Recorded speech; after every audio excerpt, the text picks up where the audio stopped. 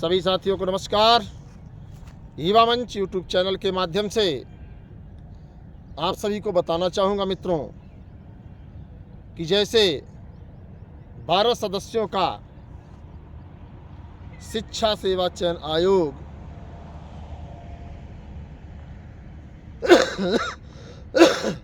में प्रस्थान हो चुका है। सोमवार मंगलवार तक ये 12 सदस्य आ जाएंगे। हालांकि अध्यक्ष का अभाव है, जो तमाम प्रक्रियाएं हैं उसे पूरा करने का प्रयास ये लोग करेंगे, लेकिन परीक्षाओं को लेकर के जो तमाम प्रश्न चल रहे हैं, जो तमाम वायरल मैसेज हो रहे हैं, उसके लिए बहुत स्पष्ट आप लोगों को बता दें कि जब तक अध्यक्ष नहीं आएंगे तब तक परीक्षा की तिथियों की घोषणा नहीं होगी। सूत्रों की माने तो और जिस तरीके से प्रक्रिया चल रही है, अगर उसकी माने तो अध्यक्ष का आगमन आपका मई लास्ट तक हो सकता है, अगर चुनाव आचार संहिता बाधक नहीं बनेगी तो, वरना जून में अध्यक्ष का जो है आगमन होगा और जुलाई में आपकी परीक्षाओं की तिथियां घोषित होंगी। सितंबर अक्टूबर में आपकी परीक्षा होगी। ये तो टीजीटी पीजीटी की बात है।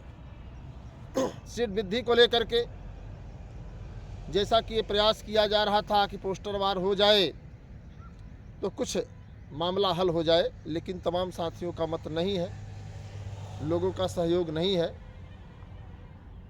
इसलिए जो संसाधन आए हैं उसी संसाधनों में कुछ मैं करूंगा और बाकी लोगों को परेशान होने की जरूरत नहीं है। नहीं बढ़ेगी सीट, नहीं बढ़ेगी, कौन सा इसमें जो है बहुत बड़ा पहाड़ टूट जाएगा। एलटी जीआईसी प्रवक्ता योग्यता हर्ता विवाद, अब इसे समझिए आप कि अब हल नहीं होगा। एलटी जीआईसी प्रवक्ता और बीईओ का जो विवाद है, वह विवाद इसलिए हल नहीं होगा क्योंकि आज शाम तक चुनाव आचार संहिता हर हाल में लग सकती है, उसकी घोषणा हो जाएगी और घोषणा के बाद आप लोग जानते ही हैं बहुत स्पष्ट कि क्या होता है क्या नहीं होता है। तो अब एलटी जीआईसी और जीआईसी प्रवक्ता आप लोगों को भूलना पड़ेगा, बीईओ आपको भूलना पड़ेगा।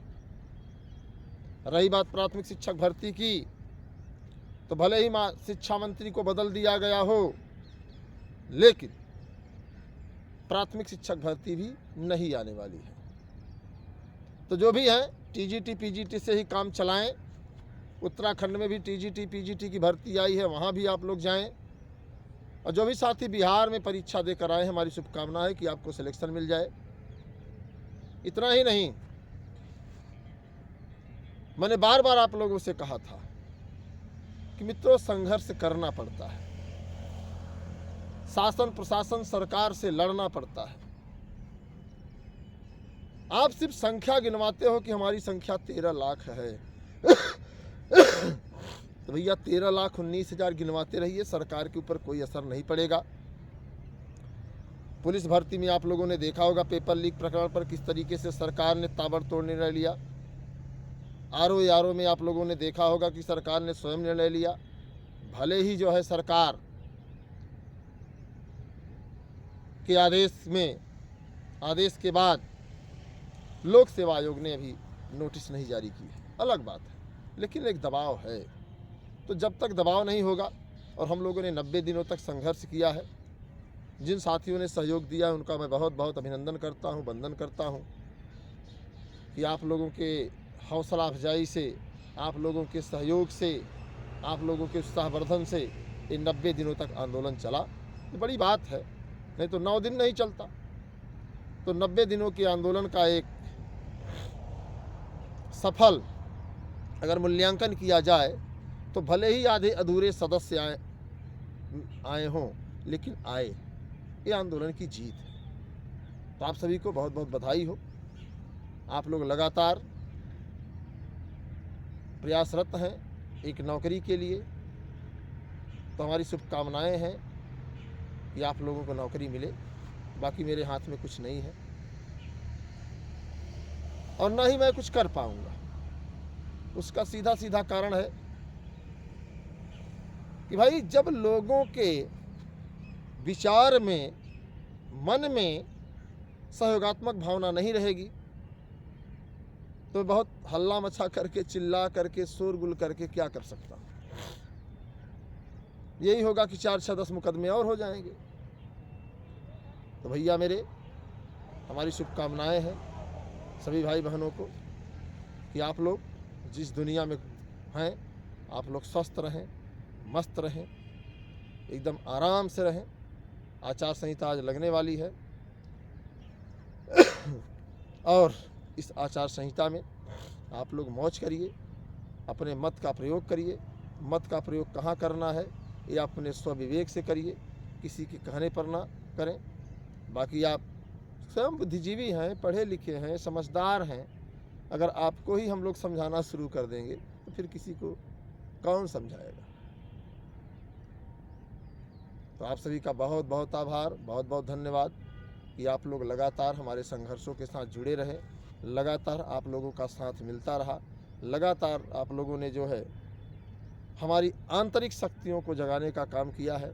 लगातार आप लोगों ने हमें, हमारे अंदर एक नई ऊर्जा भरने का काम किया था और उस ऊर्जा के तहत मैं लगातार 90 दिनों तक संघर्ष किया और उस 90 दिनों के संघर्ष में आज यह हुआ कि सरकार आनन फानन में शिक्षा सेवा चयन आयोग का गठन कर दिया। हालांकि अभी अध्यक्ष का अभाव है और इस शिक्षा सेवा चयन आयोग कुछ लोग कह रहे हैं बनकर तैयार हो गया है।